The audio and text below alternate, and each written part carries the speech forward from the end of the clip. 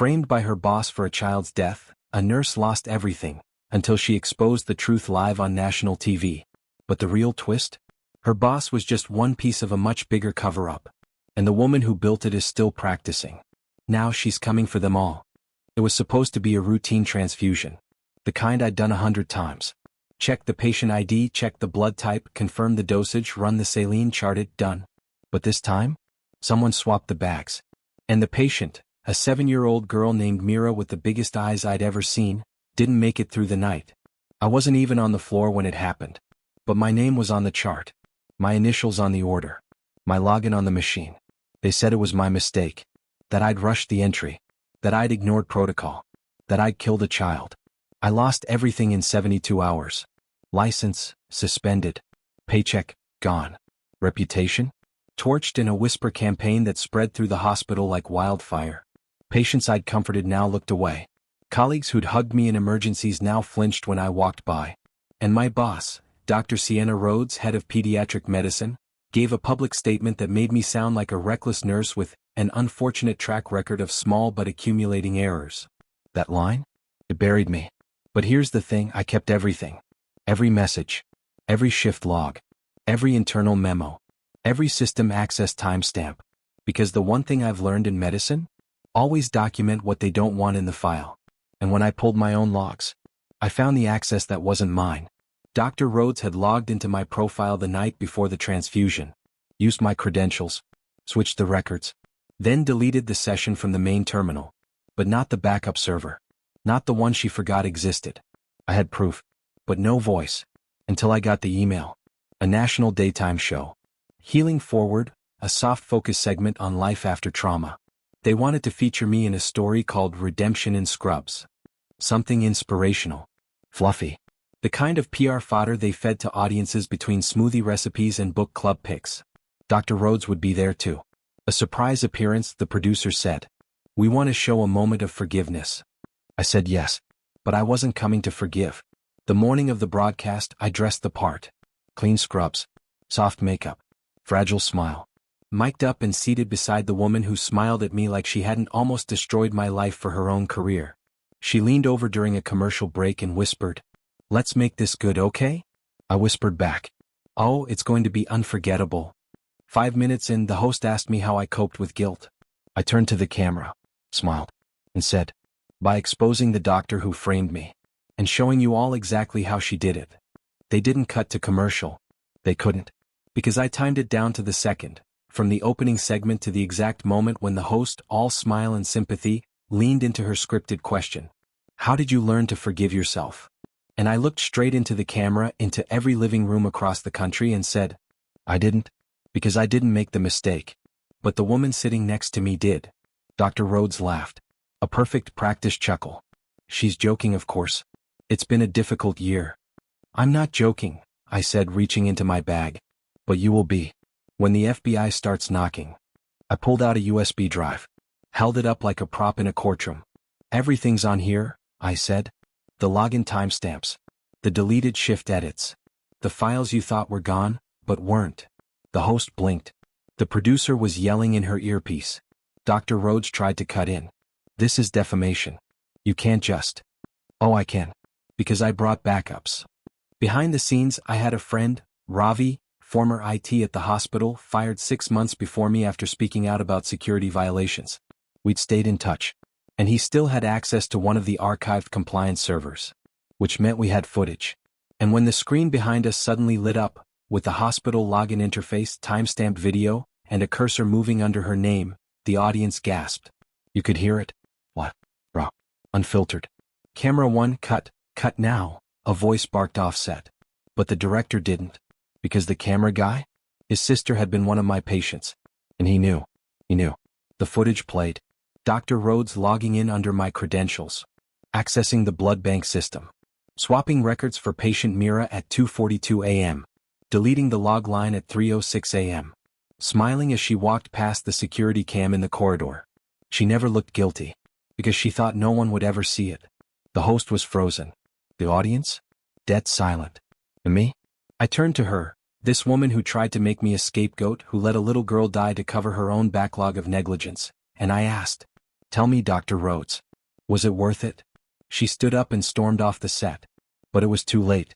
Because that feed? Still running. And within 10 minutes, the clip was everywhere. Reddit, TikTok, Twitter, hospital whistleblower forums, Facebook pages full of nurses crying in their cars between shifts. By the time I got off set, I had 800 missed notifications and 3 legal firms offering to represent me pro bono. And Sienna Rhodes? She was trending, under hashtag Dr. Death and hashtag Justice for Mira. The hospital released a statement an hour later. Pending full investigation. Deeply concerned. Cooperating with authorities. You know, the usual damage control. But the world had seen enough. And no PR firm was going to put that toothpaste back in the tube.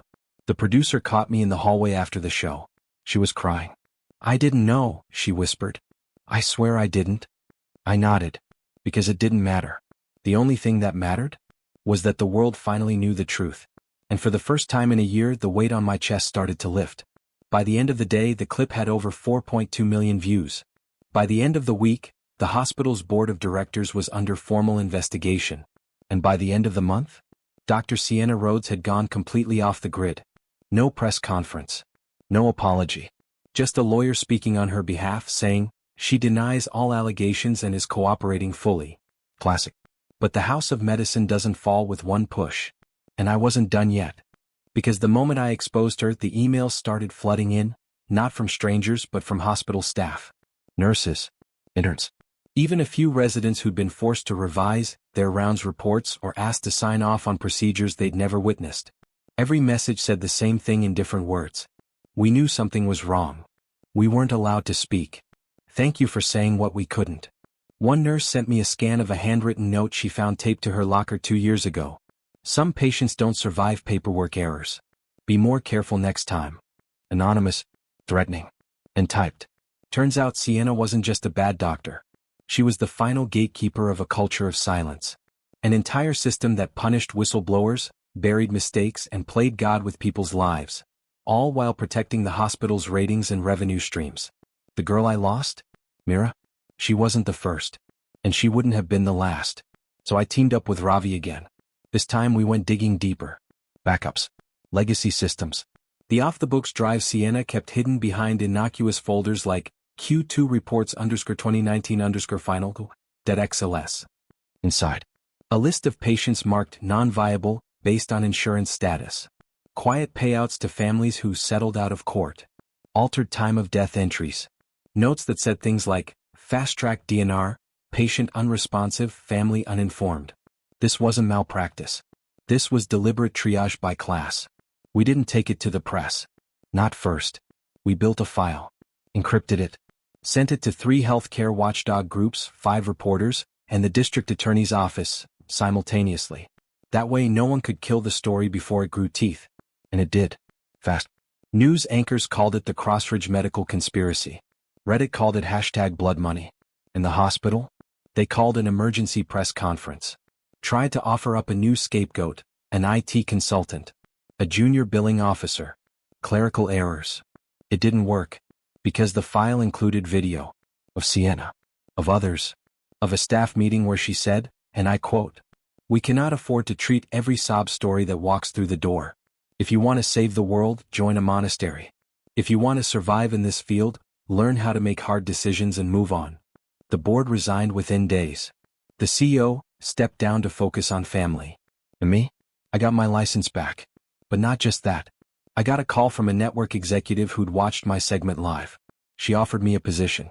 Not in nursing. In investigative healthcare journalism. I don't know, I said. I'm not a reporter. You're better, she said.